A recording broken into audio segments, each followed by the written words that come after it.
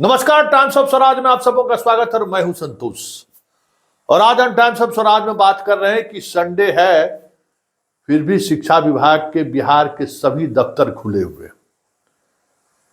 स्वाभाविक तौर पे पाठक हैं तो फिर इस तरीके की चीजें होंगी भी।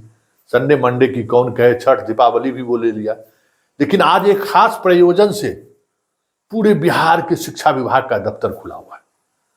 जी हां, खास प्रयोजन पे।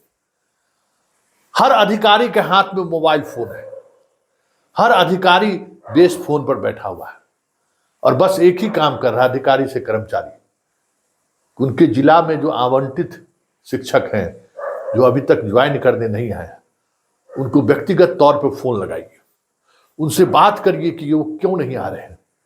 क्योंकि सवाल ये है कि 40,000, 1 2 3 4 5 6 7 8 9 10 नहीं, 40,000 परीक्षा पास शिक्षक कहीं गुम हो गया है। विभाग खोज रही है। 25 तारीख लास्ट डेट था, 40,000 नदारत, बीच में डेट बढ़ाई भी गई। 27 तारीख को कहा गया कि देर रात तक सभी लोग इंफॉर्मेशन दे दें। इंफॉर्मेशन यही है कि 80,000 से ज्यादा लोग बहाल अभी तक ज्वाइन नहीं किए हैं। 40,000 कहाँ हैं, किस हाल में है, कैसे हैं, कुछ पता ही नहीं चल रहा है लोग।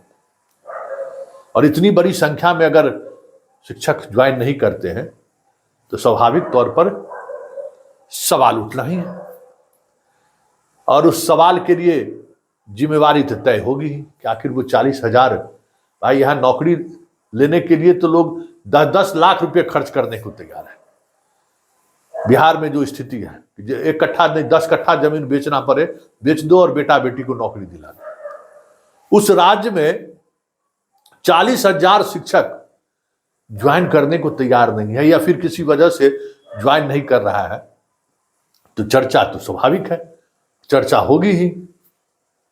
जो तकनीकी पहलू है उस पहलू के लिए भी कोई जिम्मेवार नहीं है। ऐसा लग रहा था जैसे इजराइल और हमास के बीच युद्ध चल रहा हो।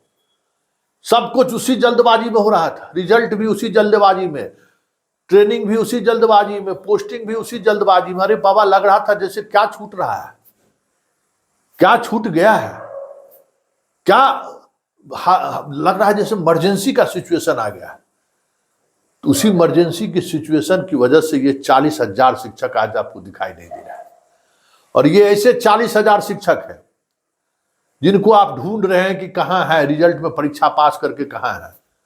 10,000 से अधिक ऐसे भी शिक्षक हैं जो फर्जी तरीके से, जिनकी योग्यता नहीं है, वो लोग नौकरी कर रहे हैं। उनको तो खोजिए पाठक जी। जब वो ढूंढना जब शुरू करिएगा तो औंधे मुंह गिरिएगा। बड़ा कहते हैं ना कि भाई हम नेतागिरी नहीं बर्दाश्त कर सकते हैं, तो भाई नेतागिरी तो आप स्वाभाविक तौर पर, यूपी के लोग क्या नेतागिरी करेगा। यूपी में नेतागिरी का मतलब क्या है? माफियागिरी। ये अलग बात है कि सीट ज्यादा था तो लोग प्रधान, वो भी नेहरू आ गए यूपी, इसलिए नेहरू देश के प्रधानमंत्री हो गए। अब तो वाजपेयी हो चाहे मोदी जी हो, यूपी के लोगों को ऐने दिखाने आते हैं ना कि बेटा वोट तुम्हारा, प्रधानमंत्री बन के गुजरात को हम चमका रहे हैं। यही हो रहा है ना। आपके उत्तर प्रदेश के लोगों की यही आईक्यू है ना। इस देश के इतिहास में आजादी का आंदोलन हो चाहे पौराणिक इतिहास हो, यूपी की कोई भूमिका नहीं है, लेकिन बिहार की भूमिका उस वक्त भी था और आज भी है। आप भले उसको नकारिए।